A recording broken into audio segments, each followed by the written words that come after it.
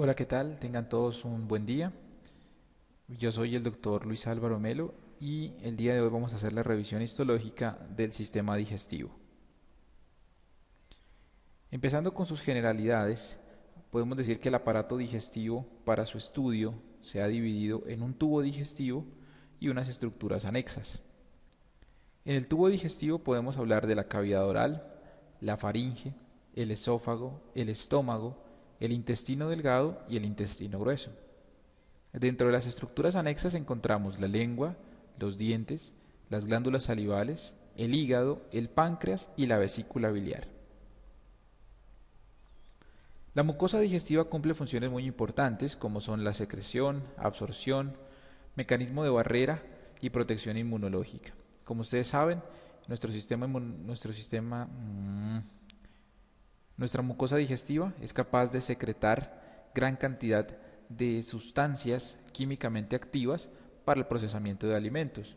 Posteriormente, estos alimentos con sus nutrientes pues serán absorbidos, lo mismo que agua y electrolitos. Pero de la misma forma que se absorben, este epitelio nos sirve como una barrera frente a ciertas sustancias que no deben ingresar o que no son necesarias en este momento para nuestro organismo, y también sirve como una protección inmunológica frente a microorganismos que puedan generar alguna patología. Empecemos con la cavidad oral. La cavidad oral comprende lo que es la lengua, los dientes y el periodonto, es decir, el tejido que se encarga de sostener al diente, las glándulas salivales y las amígdalas. En la cavidad oral encontramos un vestíbulo, es decir, la entrada hacia la cavidad oral, formada por los labios y por las mejillas en la parte anterior y lateral, y el límite posterior va a ser la cara anterior de los dientes.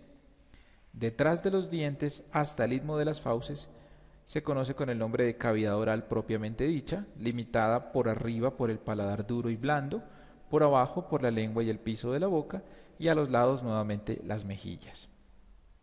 En cuanto a las glándulas principales, las glándulas salivales mayores, podemos hablar de la parótida, que se encuentra en la región preestiloidea. Ella tiene un conducto propio que se llama el conducto parotidio o conducto de Stenone, el cual desemboca en la papila parotidia localizada sobre el segundo molar superior de cada lado. La glándula submandibular, que se localiza en el triángulo del cuello, su conducto es el conducto submandibular y este desemboca en la carúncula sublingual, inmediatamente debajo de la lengua. Y la glándula sublingual, que está albergada sobre los pliegues sublinguales, tiene múltiples conductos que reciben el nombre de conducto de Rivinus. Aquí podemos apreciar una imagen en donde está la glándula parótida con su conducto, la glándula submandibular con su respectivo conducto que llega debajo de la lengua y la glándula sublingual que tiene múltiples conductos. Amígdalas. De las amígdalas podemos decir que son acumulaciones de tejido linfático, de nódulos linfáticos, que se alojan sobre el anillo de Waldeyer o anillo amigdalino. Está formada por 4 amígdalas, que son la amígdala palatina, o también conocida como amígdala a secas, la cual está en el istmo de las fauces, se puede apreciar al deprimir la lengua. Las amígdalas tubáricas, que están en la desembocadura de la trompa auditiva, las amígdalas faríngeas, que están localizadas en la rinofaringe, y las amígdalas linguales, que están en la base de la lengua. Las amígdalas son de una gran importancia clínica, puesto que son una zona de primera defensa para nuestro organismo. Aquí por lo general se presentan patologías tanto virales como bacterianas, que son las amigdalitis. La mucosa de la cavidad oral, esta mucosa se ha dividido en tres. Tenemos una mucosa masticatoria formada por epitelio plano estratificado queratinizado o también llamado paraqueratinizado, puede haber de los dos, donde se localiza a nivel de la encía y el paladar duro, y se caracteriza porque carece de estrato lúcido, el epitelio paraqueratinizado, y también, si ustedes pueden apreciar aquí en la imagen, miren que el epitelio se llama así porque hay núcleos en el estrato córneo, y recordemos que en un estrato córneo normal no deben haber núcleos, por eso se denomina epitelio paraqueratinizado. La mucosa de revestimiento Es una mucosa formada por epitelio plano estratificado sin queratina, formado por tres capas, la capa basal, la capa espinosa y la capa superficial, y se encarga, como su nombre lo dice, de revestir los labios, las mejillas, la superficie alveolar, el piso de la boca, el paladar blando y la superficie ventral de la lengua. Por último, tenemos una mucosa especializada que está directamente asociada con el sentido del gusto. En ella podemos encontrar estructuras como las papilas linguales y los corpúsculos gustativos. Empecemos entonces a hablar de la lengua. La lengua es un órgano muscular formado por músculos linguales tanto extrínsecos como intrínsecos que se estudian con mayor detenimiento en el área de anatomía. En ella podemos encontrar una zona que se denomina el surco terminal, que se puede apreciar en esta imagen como una V invertida. La podemos ver desde esta zona hasta la parte posterior, que es el foramen ciego, y luego nuevamente hacia acá. Este es el surco terminal. Por delante de ese surco podemos encontrar a las papilas caliciformes. En los lados de la lengua encontramos las papilas foliadas, cerca de la punta las papilas fungiformes y el resto serán papilas filiformes. Hablemos pues de las papilas linguales. Las papilas filiformes son las más pequeñas, las más abundantes, formadas como una serie de proyecciones de tipo cónico de epitelio plano estratificado con queratina. Una característica importante es que ellas no presentan corpúsculos gustativos. Y esta es la forma que se puede apreciar. ¿Sí? Estas son papilas filiformes, con forma de hilo o afiladas, podemos decir. Las papilas fungiformes, como su nombre lo indica, con forma de hongo, se aprecian macroscópicamente como puntos rojos cerca de la punta de la lengua. En ellas sí es posible observar corpúsculos gustativos. Se ven algo como esto. Miren que esta papila tiene la forma de un hongo y también se puede ver una serie de proyecciones que hace el tejido conectivo sobre el epitelio. Las papilas caliciformes, o también llamadas papilas circunvaladas, tienen forma de cúpula o de copa, una copa grande. Se encuentran delante del surco terminal, como lo mencionamos anteriormente. Una persona promedio puede tener de 8 a 12 papilas caliciformes. Una característica importante para poderlas identificar es un surco de epitelio plano estratificado que las delimita, y estas papilas se caracterizan también por tener gran cantidad de corpúsculos gustativos. Esta es una papila caliciforme. Miren ustedes, tiene una forma amplia, grande, y aquí podemos apreciar estos surcos que la delimitan muy bien, y corpúsculos gustativos por acá. Tenemos también las papilas foliadas, que son papilas formadas por crestas bajas, separadas por unas hendiduras bien definidas. Se ubican, como les decía, en los bordes laterales de la lengua y también cuentan con gran cantidad de corpúsculos. Son muy parejas, muy homogéneas. Miren ustedes aquí, parecen como una meseta, ¿sí? Tienen hendiduras que las delimitan muy bien y se pueden apreciar 3 proyecciones, por lo general, de tejido conectivo. ¿Qué son entonces los corpúsculos gustativos? Son una serie de estructuras de tipo ovalado, muy pálidas, que tienen un poro gustativo a través del cual llegan los sabores. Están formadas por 3 tipos de células: las células neuroepiteliales, que son células sensoriales en mayor número, células alargadas, tienen una zónula ocludens muy fuerte que permite mantenerlas unidas, y además tienen microvellosidades para captar los sabores. Estas células tienen la capacidad de hacer sinapsis con el nervio facial, con el nervio glosofaringio y con el nervio vago para transmitir los diferentes sabores. Las células de sostén, como su nombre lo dice, simplemente sirven para sostener. Son en menor cantidad, pero tienen las mismas características. Lo que dice allí idem quiere decir que es igual al anterior, o sea, son alargadas, tienen zónulas ocludens, tienen microvellosidades, mas no hacen sinapsis. El periodo de remodelación o de recuperación, digamos, de estas células es alrededor de 10 días. El recambio celular se demora unos 10 días y está dado pues por células basales que son células pequeñas y pueden diferenciarse bien sean en células neuroepiteliales o en células de sostén. Aquí podemos observar entonces esquemáticamente un corpúsculo gustativo. Aquí está el poro, por aquí llegan las microvellosidades de ambas células, pero recordemos que son las sensoriales las que hacen sinapsis con los diferentes nervios. Histológicamente hablando, tiene un aspecto como este, parecido a una cebolla, pero para poderlo observar se necesitan de aumentos muy importantes. Donde además de en las papilas que mencionamos anteriormente se pueden encontrar corpúsculos gustativos, en el arco palatogloso, en el paladar blando, en la superficie dorsal de la epiglotis y también en la región proximal de la faringe. Hablemos algo del sentido del gusto. Este es un estímulo de tipo químico, el cual puede ser transmitido a través de estos corpúsculos y se pueden discriminar 5 estímulos, 5 sabores. Tenemos el sabor dulce en la punta de la lengua, el salado en la región lateral y anterior de la lengua, el amargo en la región posterior de la lengua, el ácido en la región lateral y posterior de la lengua, y en el centro se puede percibir un sabor que se denomina umami. Umami en japonés quiere decir sabroso, delicioso. Es como parecido al sabor que tiene la carne o el queso, algo así es el sabor umami. No obstante, todas las papilas tienen la capacidad de discriminar todos los sabores, pero hay como una especialización muy característica, así como se puede observar en esta imagen. Hablemos de los dientes y los tejidos de sostén. Los dientes obviamente son fundamentales en el proceso digestivo, en la masticación. Recordar que hay una dentadura de tipo decidua, es decir, una dentadura temporal formada por 20 dientes.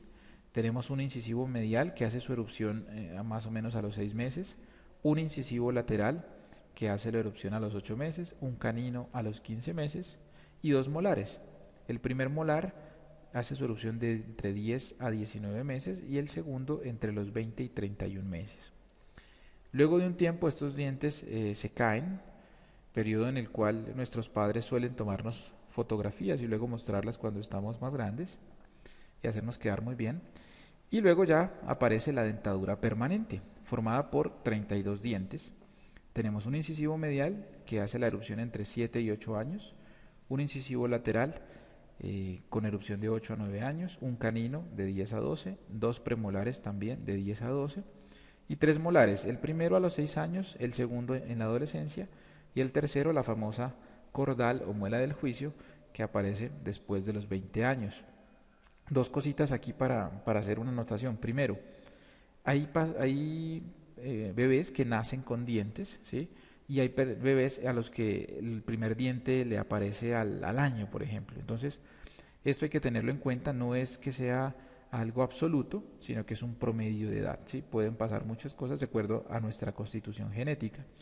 Y segundo, el tercer molar, estudios recientes demuestran que tiende a desaparecer, puesto que nuestra dieta no es la misma dieta que hace unos 2000 años o en la época pues prehistórica, en donde se masticaba alimentos crudos, entonces por lo tanto necesitábamos desgarrar con más fuerza y morder con más fuerza. Ahora nuestra dieta es completamente diferente y por lo tanto casi siempre este diente tiende a ser extraído. Capas del diente. Tenemos 3 capas. El esmalte, que es la capa superficial, una capa delgada y translúcida. El esmalte se considera la sustancia más dura del cuerpo humano, puesto que está formada cerca de un 98% por hidroxapatita de calcio. Cubre la parte alta del diente, lo que se conoce con el nombre de la corona, y está producido por unas células que se llaman los ameloblastos. La matriz del esmalte está formada por muchas proteínas, pero cabe destacar las amelogeninas, las ameloblastinas, las enanalinas y las tuftelinas. La siguiente capa es el cemento, formada por los cementocitos, que cubre, por el contrario, la raíz del diente.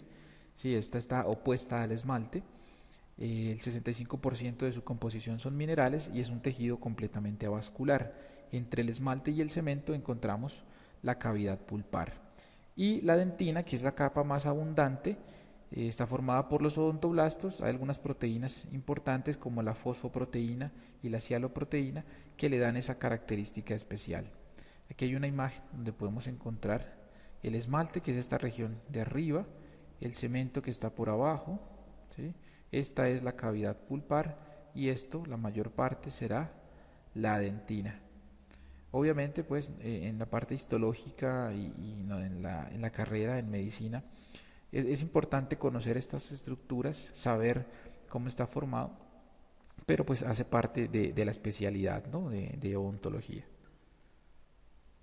Los tejidos de sostén, o también llamado el periodonto, está formado por el hueso alveolar, el hueso que alberga el diente, el ligamento periodóntico, que es un tejido fibroso que se encarga de unir al diente al hueso. Participa en varios procesos importantes como son la adhesión dentaria, el sostén dental, la remodelación, la propiocepción y obviamente la erupción dental. Y también hace parte del periodonto la encía, que está formada pues por una mucosa gingival o también por la mucosa masticatoria, generando un epitelio que se encarga de adherir al diente hacia el surco gingival. Las glándulas salivales. Las glándulas salivales, como hemos mencionado, son órganos pares con conductos excretores. Tenemos la parótida, que es una glándula subcutánea, está en la región prestiloidea, es decir, delante y debajo del oído. Su secreción es 100% serosa. Histológicamente hablando, podemos observar un tejido adiposo y en algunas placas se puede observar el nervio facial. Esta es una imagen de la glándula parótida. Miren cómo su secreción serosa da un aspecto oscuro a la imagen, una glándula morada, digámoslo así, ¿no? Intensamente basófila. Adipocitos también es importante poder observar y en algunos casos, como les decía, se puede apreciar el nervio facial. La glándula submandibular, ya habíamos mencionado, está debajo del piso de la boca, a nivel del triángulo del cuello. Es una glándula de secreción mixta, pero su predominio es seroso, ¿sí? La mayor cantidad de acinos que tiene son acinos serosos y esta desemboca en la carúncula sublingual lateral al frenillo de la lengua. Histológicamente tiene este aspecto, como podemos apreciar, predomina el color morado, predomina un color basófilo, ¿sí? Pero vemos unas zonas como estas en donde hay acinos mucosos. Por eso es que la característica histológica, como se ve acá, es la semiluna serosa, ¿sí? Una porción serosa y en el centro una porción mucosa. También tenemos la glándula sublingual que se encuentra en el piso de la boca. Es muy parecida a la submandibular, también es una glándula de secreción mixta, pero obviamente esta tiene un predominio mucoso, por lo tanto se puede apreciar de un tono más claro, como se ve acá. Miren que también hay secreción serosa, ¿sí? Pero predomina lo mucoso, es un color blanquecino en la mayoría, pero también hay semilunas. Y las glándulas salivales accesorias que se encuentran en la submucosa de la cavidad oral. Hay glándulas linguales, labiales, bucales, molares y palatinas. Continuamos ahora con el tubo digestivo. En él vamos a estudiar el esófago, el estómago, el intestino delgado y el intestino grueso. Primero haremos una revisión general de las capas y luego entraremos a ver órgano por órgano. Vamos a observar que el epitelio va a tener ciertos cambios y va a variar a lo largo del tubo digestivo, ¿sí? Vamos a empezar a ver un epitelio plano estratificado, pasaremos por epitelio cilíndrico, luego cilíndrico con microvellosidades, etcétera, etcétera. Entonces, cambia el epitelio de acuerdo a la necesidad de cada uno de los órganos. ¿Para qué? Pues precisamente para protegernos en algunos casos, ¿no? Ya lo habíamos mencionado, para poder absorber en otros casos, para poder secretar también sustancias importantes para los diferentes procesos que se llevan a cabo. Otra característica que tiene la mucosa es una lámina propia muy bien definida en la mayoría de órganos. Podemos encontrar glándulas en la lámina propia, vasos linfáticos, vasos sanguíneos y un tejido linfoide que está asociado a las mucosas que se denomina tejido MALT, M-A-L-T. Y por último, el tercer componente de la mucosa es la muscular de la mucosa, que es un tejido muscular que facilita procesos de absorción y secreción y es como un límite entre la mucosa y la submucosa. Entonces, resumiendo, la mucosa digestiva va a estar formada siempre por un epitelio, una lámina propia y una muscular de la mucosa. En la submucosa vamos a encontrar un tejido conectivo denso y regular, gran cantidad de vasos sanguíneos, gran cantidad de vasos linfáticos. También se alberga el plexo nervioso submucoso o plexo de Meissner. Y en algunos órganos, como en el esófago y en el duodeno, podemos encontrar adicionalmente unas glándulas. La muscular externa está formada en la mayoría de órganos por dos capas, una capa interna de disposición circular que se encarga de comprimir y una capa externa en disposición longitudinal que impulsa los alimentos. En el medio de las capas musculares vamos a encontrar el plexo mentérico o plexo de Auerbach. Y pues es importante estas capas porque son las que controlan el peristaltismo intestinal. Hay ciertas variaciones, por ejemplo, en el esfínter esofágico superior o en el esfínter anal externo, aquí la musculatura va a ser estriada, puesto que estos procesos son de tipo voluntario. ¿Qué otra variación? En el estómago hay tres capas, ¿sí? La capa oblicua interna es la capa adicional a la circular y a la longitudinal.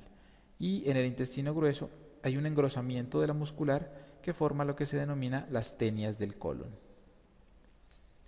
Por último, la capa circular también tiene la capacidad de formar ciertos esfínteres de musculatura lisa, como son el faringoesofágico inferior, el pilórico, la válvula ileocecal y el esfínter anal interno. Serosa y adventicia. Como ustedes saben, la serosa es un mesotelio, un epitelio plano simple que recubre a los diferentes órganos. Por ahí discurren vasos sanguíneos y vasos linfáticos, lo mismo que algunos nervios, y hay presencia de tejido adiposo. En zonas donde no está cubierta por peritoneo, pues la vamos a denominar adventicia en el caso del esófago torácico. Una vez atraviesa el diafragma, se vuelven intraabdominales, la mayoría de órganos tienen serosa. Empecemos con el esófago. El esófago es un órgano tubular, un órgano muscular de aproximadamente 25 centímetros de longitud que se encarga de llevar los alimentos pues, de la cavidad oral hacia el estómago. Su luz es muy característica, tiene un aspecto ramificado, su mucosa está formada por un epitelio plano estratificado, la lámina propia muy característica, muy similar al del resto del tejido digestivo. Su muscular de la mucosa genera un engrosamiento proximal que ya lo habíamos mencionado. La submucosa es muy similar a todas, ¿no? Como ya lo dijimos, tejido conectivo denso irregular, vasos sanguíneos, vasos linfáticos y también encontramos el plexo submucoso, pero adicionalmente en la parte proximal del esófago podemos encontrar glándulas en la submucosa. La muscular externa tiene dos capas, una circular interna y una longitudinal externa. La longitudinal externa sufre algunas variaciones. En el tercio proximal del esófago, la musculatura aquí es estriada. En el tercio medio hay fibras entremezcladas de músculo estriado esquelético y músculo liso, mientras que en el tercio distal es exclusivamente musculatura lisa. Entonces, esto nos puede ayudar a identificar en qué porción del esófago nos encontramos. Igualmente, el esófago tiene tanto adventicia como serosa, como lo habíamos dicho. En el esófago, en su porción torácica, tendrá adventicia, pero una vez que atraviesa el diafragma y se vuelve intraabdominal, ya tendrá serosa. Esta es una imagen histológica de un esófago. Aquí podemos apreciar su luz de aspecto ramificado, su mucosa, algunas glándulas en la submucosa y la muscular externa. Importante también destacar la presencia de estos nódulos linfáticos, de ese tejido MALT que se asocia a las mucosas. Esta es únicamente una imagen de la mucosa del esófago. Se puede ver su epitelio plano estratificado, podemos observar su lámina propia con vascularización y por acá este tejido que hace parte de la muscular de la mucosa. En esta imagen apreciamos además de la mucosa, la submucosa. Aquí podemos ver las glándulas del esófago con su respectivo conducto excretor. Hablemos de las glándulas del esófago. Estas glándulas se encargan de secretar un moco para lubricar y proteger. Y hay dos tipos de glándulas. Tenemos glándulas esofágicas propiamente dichas, que como les decía, se observan únicamente en la submucosa y corresponde a la mitad superior del esófago. Mientras que las glándulas esofágicas cardiales, estas se alojan en la mucosa, específicamente en la lámina propia, y al observarlas pues ya nos estamos ubicando en la mitad inferior del esófago. Continuamos con el estómago. El estómago es un órgano dilatado que se encuentra debajo del diafragma. En él podemos encontrar tres regiones histológicas, ¿sí? Son 4 regiones anatómicas, pero 3 histológicas, de acuerdo a las glándulas que se pueden apreciar. Entonces tenemos región cardial, región fúndica y región pilórica. En esta zona hay glándulas para la parte histológica, glándulas cardiales. Toda esta región, el cuerpo y el fondo, tiene región, va a ser para nosotros región fúndica, va a tener únicamente glándulas fúndicas, y en la región final, acá en el píloro, pues serán glándulas pilóricas. Este es un esquema de cómo está formado las capas del estómago. Entonces aquí podemos apreciar que su mucosa tiene un epitelio cilíndrico simple y es un epitelio de tipo glandular. Miren cómo se forman las diferentes glándulas que habíamos mencionado, ¿sí? Que son invaginaciones del epitelio, y aquí a lo largo de estas glándulas encontramos gran cantidad de células que secretan diferentes sustancias para ser parte de ese jugo gástrico. En la lámina propia encontramos tanto vasos sanguíneos como vasos linfáticos y tejido linfoide de tipo MALT. Luego viene aquí la capa de la muscular de la mucosa, hasta aquí será la mucosa. Esta parte de acá que se ve con un color azulado vendrá a ser la submucosa. Aquí no hay glándulas en la submucosa del estómago. Luego vemos las capas musculares, que son 3 capas: una capa oblicua interna, una capa circular media y una capa longitudinal externa. Miren, en medio de ellas está el plexo mientérico o el plexo de Auerbach. Y por último, la serosa, ¿no? De destacar que aquí la lámina propia no es que sea tan abundante porque está rodeando precisamente a las glándulas, entonces es una lámina más bien escasa. Hablemos de la mucosa gástrica, que está formada pues por una serie de pliegues longitudinales. En ella podemos encontrar unas fosas o fositas gástricas, las cuales se continúan con las glándulas gástricas. El epitelio, formado por células mucosas superficiales, es un epitelio cilíndrico simple. Veamos las glándulas fúndicas. Son glándulas tubulares simples de aspecto ramificado que se extienden desde el fondo de las foveolas hasta la muscular de la mucosa.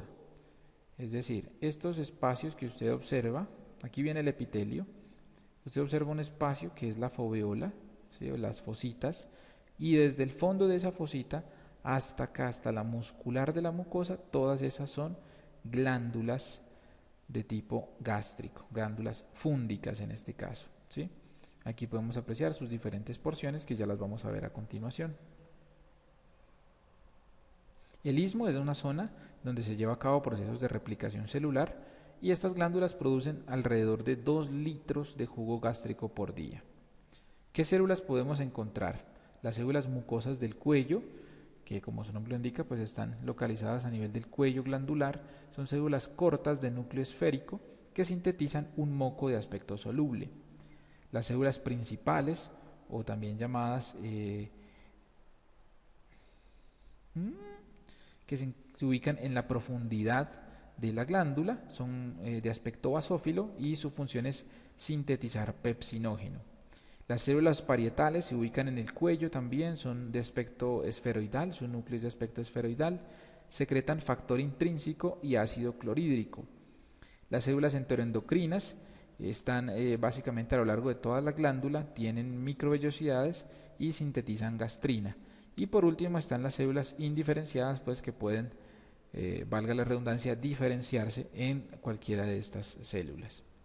Aquí vemos un esquema de esta celularidad. Entonces por acá están las mucosas superficiales, luego cerca del cuello podemos encontrar las mucosas del cuello. Estas de aquí son células de tipo parietal, miren cómo predominan en esta zona. En el fondo son células de tipo principal, células principales, y estas que tienen este esquema triangular son células enteroendocrinas. Las glándulas cardiales pues, están compuestas por células productoras de moco y células enteroendocrinas. Son glándulas de tipo tubular, un poco tortuosas. Se ven de la siguiente manera. A veces se pueden ramificar, son glándulas mucho más cortas. ¿Sí? Aquí vemos que son más pequeñitas que las glándulas fúndicas. Las glándulas pilóricas están compuestas por células productoras de moco, algunas células parietales y enteroendocrinas. Estas son glándulas de tipo tubular enrollado y ramificado. Entonces aquí se puede apreciar la formación de glándulas pilóricas.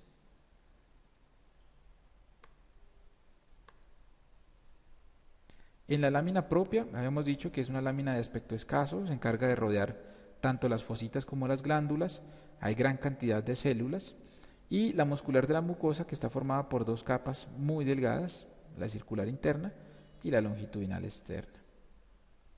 En la submucosa del estómago podemos encontrar las mismas características, un tejido conectivo denso irregular, vasos, tejido adiposo, el plexo de Meissner. La muscular externa, aquí hay una variación, habíamos dicho que hay tres capas: oblicua interna, circular media y longitudinal externa, el plexo de Auerbach en medio de ellas, y la serosa con las mismas características que tienen las serosas que ya habíamos mencionado. En el intestino delgado podemos decir que es un órgano de una longitud aproximada de 6 metros y se distingue en tres regiones: el duodeno, que mide 25 centímetros, el yeyuno, que mide 2.5 metros, y el ilion, que mide 3.5 metros. Su función básicamente está encargada de la digestión y absorción de nutrientes. Para ello, la mucosa del intestino delgado tiene unas especializaciones que le permiten aumentar la superficie absortiva. Miren cómo es el intestino delgado, no es una superficie lisa, sino que es una superficie plegada. Estos pliegues se llaman pliegues circulares o pliegues de Kerkin. Además de los pliegues, tiene vellosidades. Las vellosidades le permiten generar también un mayor volumen, una mayor capacidad absortiva. Podemos encontrar glándulas intestinales, una lámina propia, que aquí el tejido linfoide tiene una variación en su denominación, se llama GALT, y la muscular de la mucosa, que nos sirve mucho para identificar las diferentes porciones del intestino delgado. Las vellosidades están formadas por un epitelio cilíndrico simple y además pues tienen microvellosidades cada una de las células. La lámina propia con gran cantidad de celularidad, con algunos vasos de tipo linfático que se denominan vasos quilíferos. Aquí podemos apreciar una vellosidad, son evaginaciones que hace el epitelio, y al llegar se continúan con una glándula intestinal o también llamada cripta de Lieberkühn. Aquí podemos apreciar entonces cómo la vellosidad aumenta la superficie de absorción y podemos apreciar el epitelio cilíndrico con microvellosidades. Las glándulas intestinales, o como les decía, también denominadas criptas de Lieberkühn, son glándulas de aspecto tubular simple que se extienden, si vamos desde la parte más profunda, desde la muscular de la mucosa hasta la base de las vellosidades, formadas también por epitelio cilíndrico simple. En la lámina propia habíamos dicho que va a lo largo pues de las vellosidades, es ese tejido conectivo laxo que está debajo del epitelio. Rodea, por lo tanto, a las criptas de Lieberkühn. Aquí podemos encontrar el tejido linfoide, que se llama GALT. Esto es válido para el duodeno y el yeyuno. En el ilion, este tejido GALT aumenta de tamaño, sufre una especialización, por decirlo así, es mucho más grande y tiene la capacidad inclusive de infiltrar hacia la submucosa, hacerse mucho más importante en volumen, y se denomina placa de Peyer. Es la característica histológica importante que tiene el ilion, ¿sí? Las placas de Peyer. Células del epitelio intestinal. ¿Qué células vamos a encontrar? Y además las encontramos tanto en vellosidades como en glándulas. Enterocitos, que facilitan la absorción, caliciformes, que son secretoras de moco, células de Paneth, que participan en procesos inmunológicos, enteroendocrinas, para secretar hormonas, células M, que rodean nódulos linfáticos, placas de Peyer, etc., y las células intermedias. Los enterocitos, que son las células más abundantes, células cilíndricas altas del núcleo hacia la base, con microvellosidades apicales, secretan algunas enzimas proteolíticas, absorben obviamente agua, electrolitos, nutrientes. Tenemos las células caliciformes, que son las células que se ven como blanquecinas en el epitelio. Son glándulas de tipo unicelular que secretan moco y van a aumentar en cantidad entre más distal estemos, es decir, en el duodeno van a haber algunas, en el yeyuno aumentan, muchas más en el ilion, muchísimas más en el colon, y en el recto hay prácticamente gran cantidad de ellas. Células de Paneth son células que se encuentran en la base de las criptas del Ibercum. Ellas tienen unos gránulos acidófilos, de manera que tienen un aspecto como rojizo. Esos gránulos contienen lisozima, que es un potente bactericida, un agente que destruye bacterias. Aquí podemos observar entonces estos gránulos que les mencionaba. Estas son las células de Paneth a nivel de las bases de las glándulas intestinales, a la base de las criptas del Ibercum. Las células enteroendocrinas por lo general secretan hormonas importantes para los procesos de digestión, como son la colecistocinina y secretina. Estas estimulan la actividad del páncreas y de la vesícula, inhibiendo a la vez la función del estómago. También tenemos el péptido inhibidor gástrico, que pues además de inhibir la función gástrica, y estimula la liberación de insulina. Y tenemos la motilina, que como su nombre lo indica, estimula el movimiento, la motilidad, para pues facilitar el vaciamiento tanto gástrico como intestinal. Tenemos las células M, que se ubican sobre los micropliegues, sobre las placas de Peyer, sobre los nódulos linfáticos, son transportadoras de antígenos. Y las células intermedias, que están en la mitad de la glándula, ellas pueden diferenciarse bien sea en células caliciformes o en células absortivas. Si se van a diferenciar en células caliciformes, empiezan a desarrollar gran cantidad de gránulos, mientras que si se van a diferenciar en células absortivas, empiezan a desarrollar organelos. La submucosa es la misma submucosa, salvo que en el duodeno encontramos glándulas también, que se llaman glándulas de Brunner. Son glándulas tubulares ramificadas, secretan simógeno y mucinógeno, generando un pH alcalino para amortiguar las sustancias ácidas que hay en esta región. Entonces vienen ustedes acá, estas son las vellosidades, las que van hacia acá. Toda esta zona es la mucosa, este es el epitelio, la lámina propia. Estas son las criptas del Ibercum, estas redondas que están aquí debajo. Esta es la muscular de la mucosa, ¿sí? Y miren que debajo de ella, en la submucosa, hay otro tipo de glándulas. Esas son las glándulas de Brunner, ¿sí? Si estamos viendo una imagen igual a esta, pero ya no hay glándulas en la submucosa, eso será el yeyuno, ¿sí? Y si estamos viendo una imagen como el yeyuno, pero con un tejido muy importante, un tejido linfoide bastante amplio, son las placas de Peyer, ese será el ilion. La muscular externa es igual a las musculares que hemos visto, dos capas de músculo liso, una circular interna y una longitudinal externa. Tenemos dos tipos de contracción, una contracción de tipo segmentaria o contracción de segmentación, que lo que hace es mover el quilo de proximal a distal y está dada por la capa circular, y otra que es la contracción peristáltica, que únicamente mueve hacia distal y está dada por ambas capas. Pasamos al intestino grueso, que comprende el ciego y el apéndice vermiforme, el colon en sus 4 porciones, el recto, el conducto anal.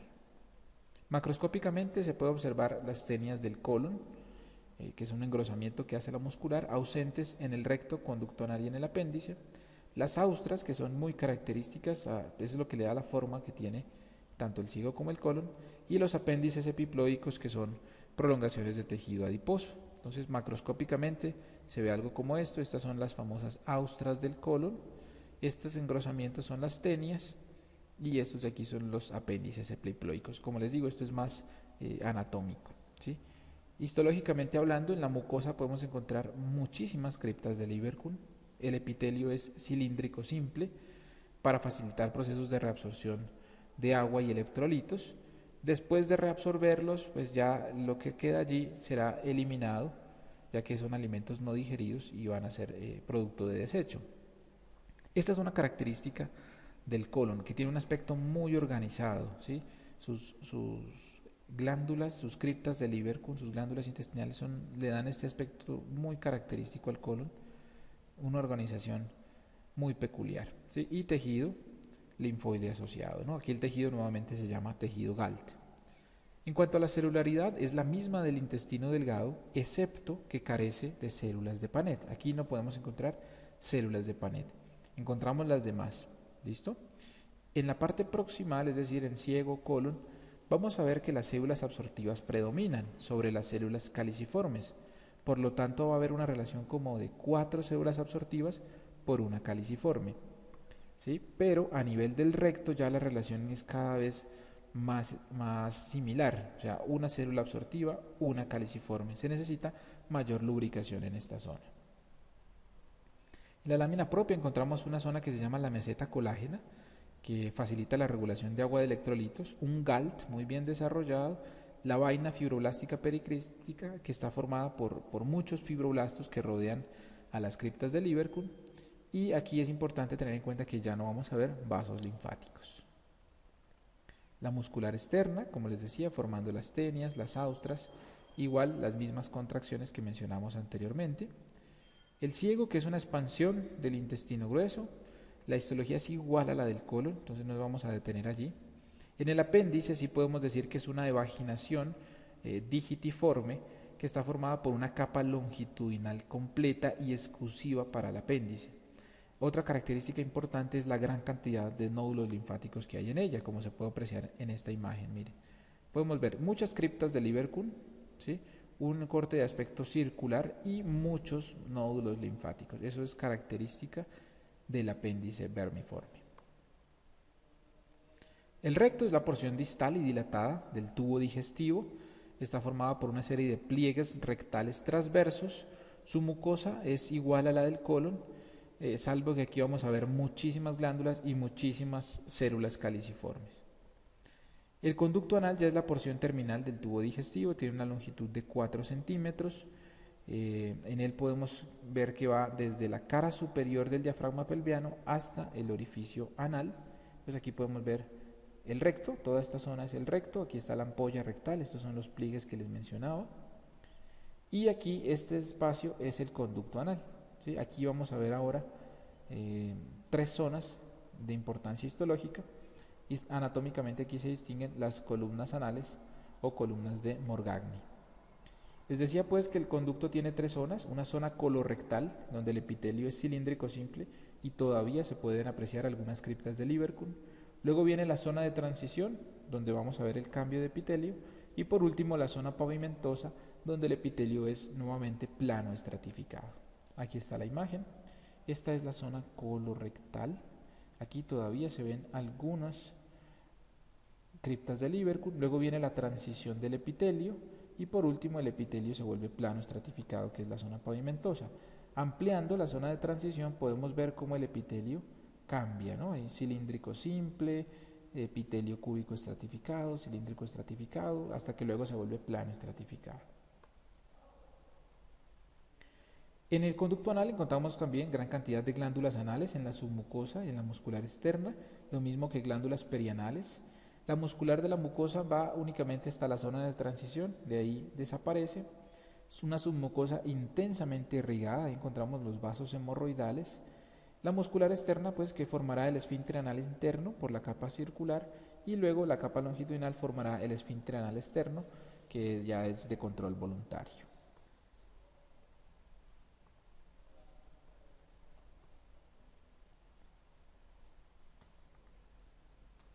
El hígado, en la parte fisiológica, es quizás uno de los órganos más importantes del cuerpo humano. Participa en muchísimos procesos, como son la producción de proteínas plasmáticas. Aquí podemos observar algunas de estas proteínas, albúminas, lipoproteínas, glucoproteínas, etcétera. Participa activamente en el metabolismo del cuerpo, almacena vitaminas, hierro, degradación de fármacos y toxinas, ¿no? Es nuestra región de desintoxicación del cuerpo. Además tiene propiedades exocrinas como es la producción de bilis, la modificación hormonal, entre otras. El aspecto estructural del hígado es el que vemos aquí. En el centro vamos a apreciar lo que se llama la vena central o centro lobulillar, rodeado por los espacios periportales o espacios de Moll, en donde se alojan las tríadas portales. Una tríada portal está formada por una rama de la arteria hepática, una rama de la vena porta y un conducto biliar, así como podemos apreciar en esta imagen. Y esta organización estructural, como un hexágono, es lo que se conoce como los lobulillos hepáticos. Su parénquima está dado por trabéculas, como decíamos. El estroma está dado por tejido conectivo que forma la cápsula de Gleason, la cápsula que lo rodea. Vamos a encontrar también sinusoides hepáticos, los espacios perisinusoidales, obviamente los hepatocitos, las tríadas portales que se alojan sobre los espacios portales. Entonces, con tinciones especiales podemos ver el aspecto reticular que hay en el hígado como una red, y con tinciones tradicionales podemos ver su organización estructural. Esta es la vena central, el número 2 señala los hepatocitos y todos estos espacios son sinusoides hepáticos. Los espacios en blanco son capilares sinusoidales. Estas son las tríadas portales que se puede apreciar muy fácilmente. El número 1 es la arteriola en este caso, ¿cierto? El número 2 es el conducto biliar. ¿Por qué? Porque es un epitelio cúbico simple, por lo tanto tiene un aspecto, su núcleo es mucho más redondo y es mucho más basófilo. Y el 3 es la vénula, que es la más amplia de todas y es muy irregular. Hablemos de los lobulillos hepáticos. Hay 3 tipos de lobulillos: el lobulillo hepático clásico, el lobulillo hepático portal y el acino hepático o acino de Rappaport. El lobulillo hepático clásico tiene un aspecto hexagonal, como les decía, está localizado en el parénquima, y los vértices de este hexágono van a ser los espacio porta, o sea, las tríadas portales, mientras que en el centro vamos a encontrar las venas centrales. Aquí podemos ver cómo es que se lleva a cabo los procesos metabólicos, la función metabólica que tiene el hígado. La distribución va siempre del sinusoide hacia la vena. Este es el lobulillo hepático. Entonces miren cómo en el centro está la vena central y rodeando a ese hexágono los espacios portales. ¿Sí? Es en una imagen en animal, se ve mucho mejor el hexágono que en un humano. En el humano es más diferente, pero ahí hay que ponerle fe y hacer la diferenciación. Los lobulillos portales son virtuales, no existen. ¿Para qué fueron creados? Para comprender la función exocrina del páncreas. Tiene un aspecto triangular, entonces los vértices de ese triángulo están formados por 3 venas centrales. Usted ubica 3 venas centrales y en el centro tiene que encontrar una tríada portal. ¿Sí?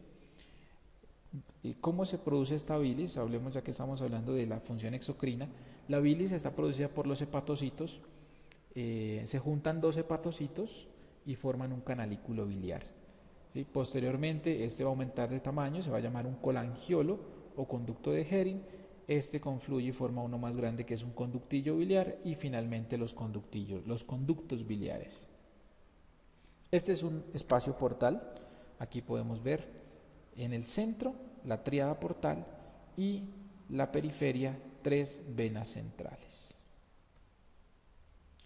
Aquí está la imagen histológica. Mire, usted une imaginariamente 3 venas centrales y en el centro debe quedar una tríada portal.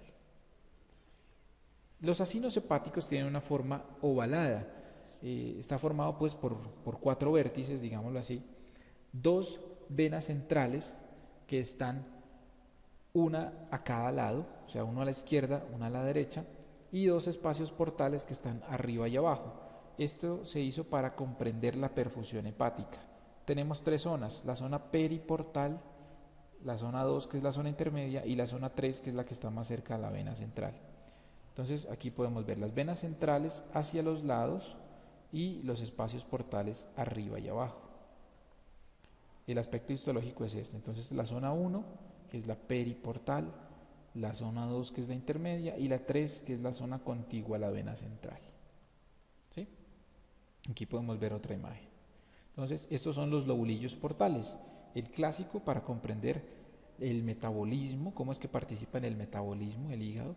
El portal para comprender cómo se lleva a cabo la función exocrina y el asino hepático para comprender la perfusión hepática. Los hepatocitos son el 80% de las células que conforman al hígado. Son células de aspecto poliédrico de 20 a 30 micras de diámetro que empiezan a formar láminas alrededor, rodeando a la vena central, le dan un aspecto radial a los lobulillos. Encontramos dos dominios, un dominio vasolateral, con el cual van a formar los canalículos biliares, como les decía anteriormente, y el otro que es el dominio apical o sinusoidal, que tiene contacto directo con el sinusoide. Entonces, este es el hepatocito, ¿sí?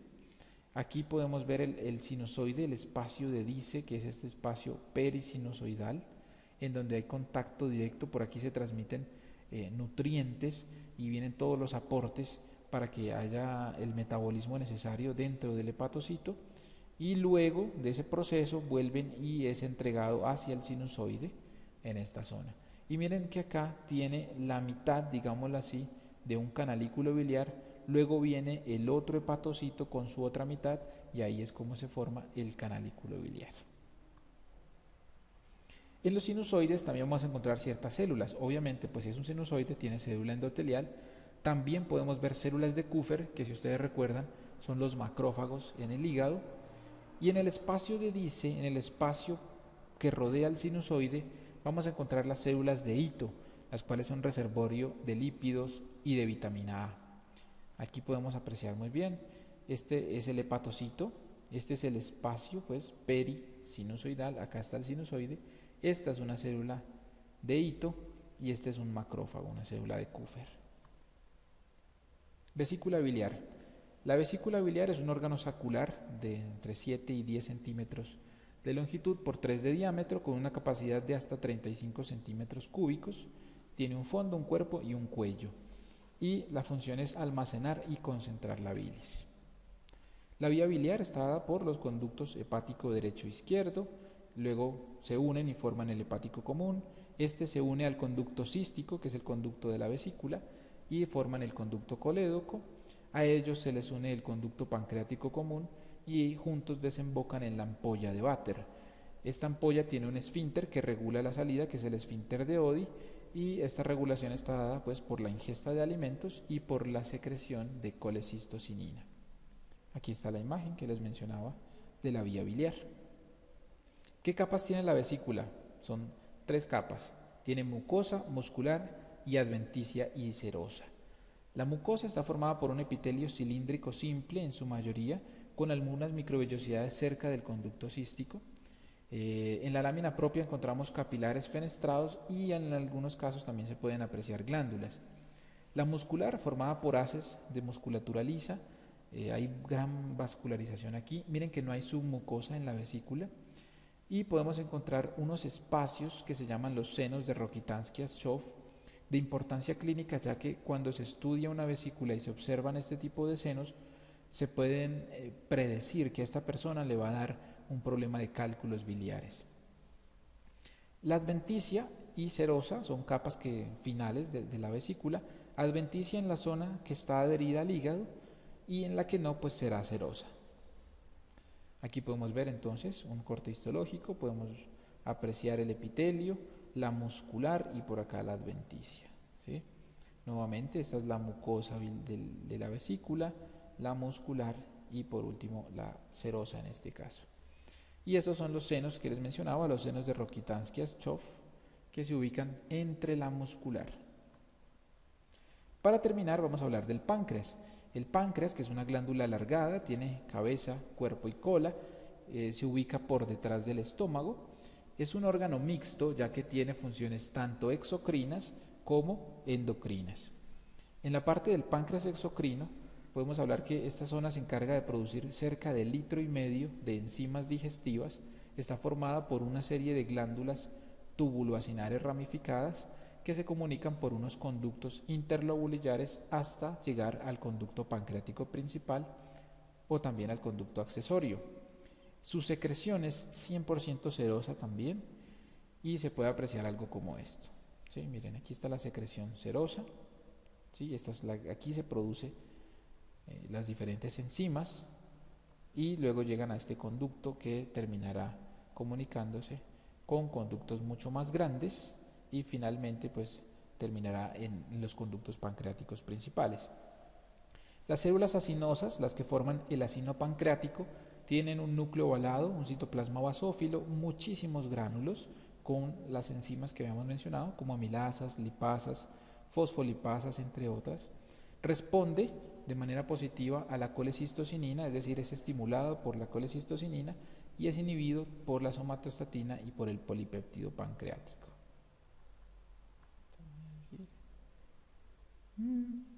Aquí podemos ver entonces cómo finalmente todos estos acinos pancreáticos terminan drenando hacia el conducto pancreático principal y este se termina comunicando con el conducto colédoco que finalmente desembocan en la segunda porción del duodeno.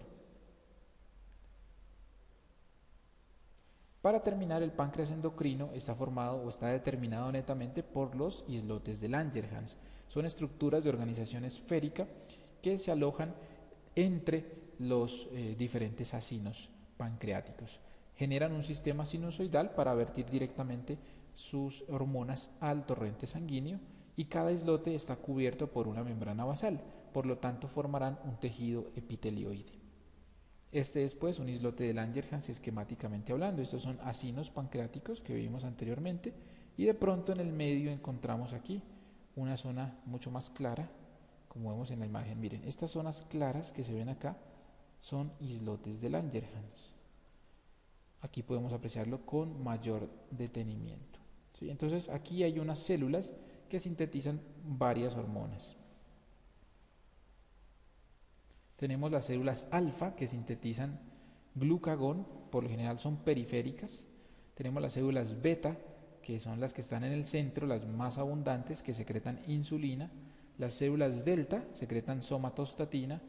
Las células delta 1, péptido intestinal vasoactivo. Las células E, secretina, motilina, sustancia P.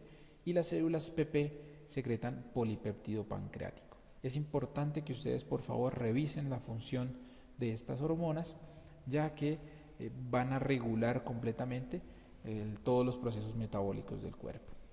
Y aquí, para terminar, hay un cuadro también para que por favor lo revisen, que resume las características más importantes de los diferentes órganos del aparato digestivo. Ahí no está ni el hígado ni el páncreas, pero están los demás para que por favor la revisen. Muy bien, eso es todo por hoy. Espero que este breve, largo resumen del sistema digestivo les haya servido de algo y nos vemos en una próxima oportunidad.